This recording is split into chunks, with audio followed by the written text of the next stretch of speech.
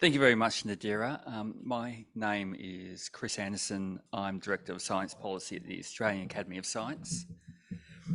Before I begin, can I do something that we're starting to get into the habit of doing a lot in Australia, which is to acknowledge the traditional owners of the land on which the work that we did, this SWOT analysis, were conducted, which is the Ngunnawal and Ngambri people. I acknowledge well, they won't have any elders, past or present, who are present today, but I'll acknowledge those who own the land on which we conducted this analysis, acknowledge that their sovereignty has never been ceded, and then move on. The SWOT analysis that we've done for the Australian Academy of Science, as all SWOT analysis do, looks at strengths, weaknesses, opportunities, and threats for the science system in Australia. And that's a very bland statement. I think at the start, I should say that, like all of us, we will have, I would characterise it as science advice systems that operate in our countries. So while the science advice system that I and my team described to you in the answers to the questionnaire is our formal national science advice system, there are many other sub-advice systems that operate, whether in specific policy domains, such as health or environmental regulation, or at the state and territory level, and even occasionally, probably mostly informally, at a local government and city level. So in terms of our strengths at the national level, we identified that there is legislation in Australia that does support science-based policy in various domains. Health, environment, and even defence are prominent examples. We have a long-standing tradition now of a National Science and Technology Council and a chief scientist.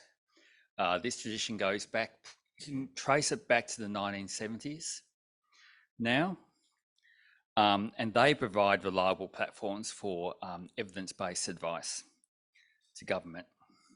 We have institutions that have a habit and even a legislative mandate to provide evidence-based and systematic literature reviews, such as the National Health and Medical Research Council, which has been around since the 1920s doing that job.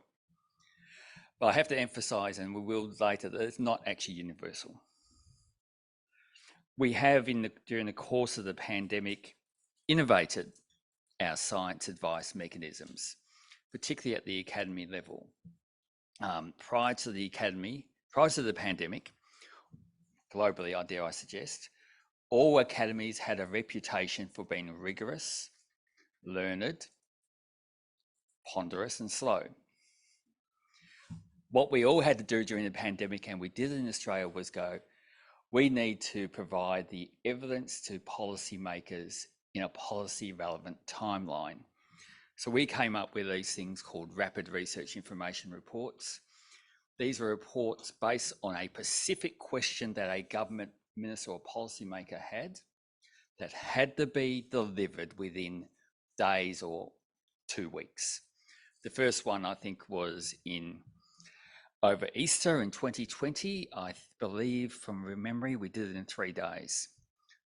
It almost killed us. It almost killed the academics and researchers involved, but those were the times. We have policies across particularly the Australian Public Service that promote consultation, honesty, and tackling and addressing and dealing with uncertainty.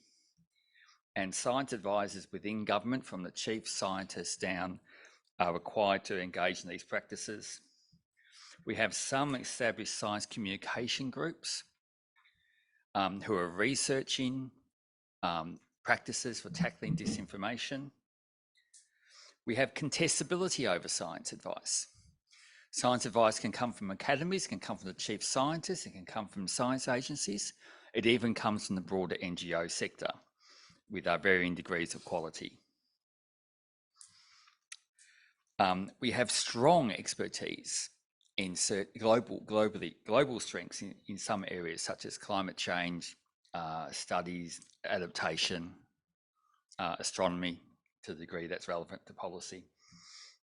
And we have good, robust research infrastructure. We're also working very hard to provide greater accessibility for data on natural resources, economics and social issues, and a tradition of peer-reviewed grant funding through our funding agencies, funding councils, the Australian Research Council and the NHMRC I mentioned earlier. Australian scientists are also excellent, and I can probably pull out some statistics to back up that very loaded phrase, at engaging in international collaboration, sometimes to their cost politically. And we have a rich history of advocacy for science-driven policy, particularly in environmental areas. When we work to weaknesses, despite what I said earlier about our National Science and Technology Council and our chief scientists, these bodies are not established in any form of legislation. They are instruments of the government of today. It would probably be a foolish government to try to get rid of them, but technically a government could get rid of them at the stroke of a pen. We do have a lack of guidelines for how policymakers can access science advice. It exists within some departments and silos, but it's not homogeneous across the government.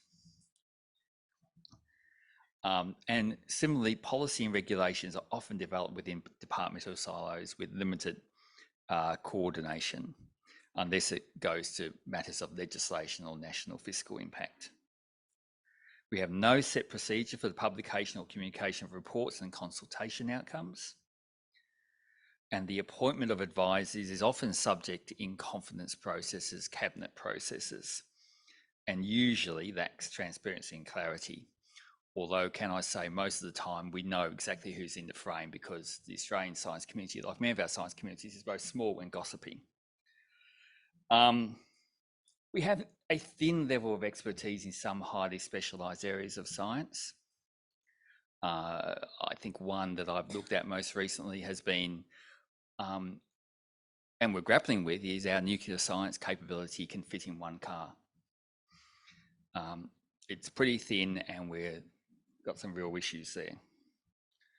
We have recognised challenges in the science literacy capability amongst policymakers and public servants. Public servants are generally chosen in Australia for their generalist knowledge, not for their specialist scientific knowledge.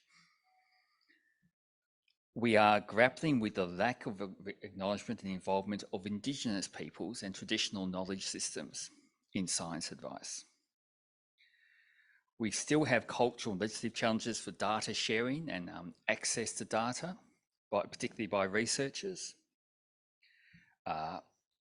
Cultural and gender diversity in science continues to be a major issue in Australia, one which I'm not displaying by being here. Research infrastructure, universities and science. Chris, can I? No, we are concerned about the time. Yeah. Yeah, of course. Let me if you can wrap up in 3 minutes, that would be great. Of course.